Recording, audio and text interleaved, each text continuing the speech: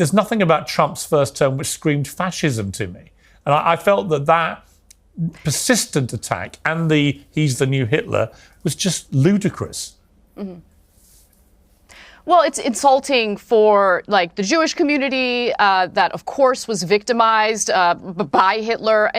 It kind of downplays or minimizes the severity and the brutality of Hitler and what he carried out.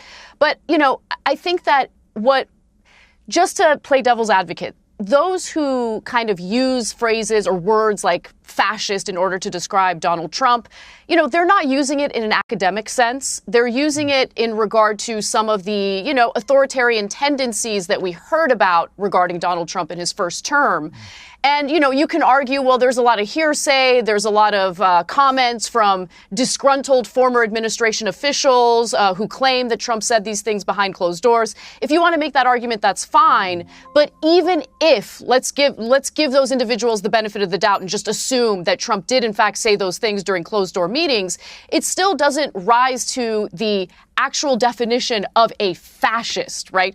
I mean, where are the brown shirts? You know, where is the militarized citizenry that's going to carry out, you know, Trump's dirty deeds? It's a type of hyperbole that I don't think Democrats, and I'm not talking about the voters, I'm talking about Democrats in positions of power, genuinely believed. I think what they did is use tactics of fear and division in order to accumulate votes and support in lieu of having an actual imagination of what this country could be if they implement policies that make the lives of ordinary Americans better. The Democrats have made a deal with the devil, and the devil is their corporate donors.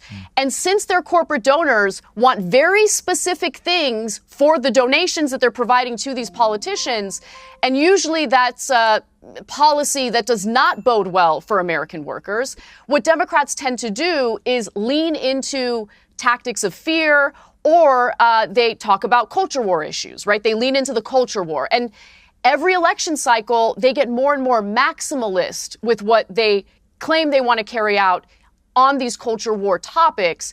And they've gone too far. And I think Americans have kind of fought back against them. I think she's right. The Democrats made a deal with the devil, and being made to attack someone who is as resilient as Trump was only going to lead to them going to extremes that would reveal the true nature of their intentions. Donald Trump has had a history of being resilient and sticking to things until the end. They called Trump a Nazi and a fascist without even seeing the actual acts of a Nazi or of a fascist. They just conflated these words, used them as tools against their political opponents, but in the process, they discredited themselves. Let me know what you think in the comments section below.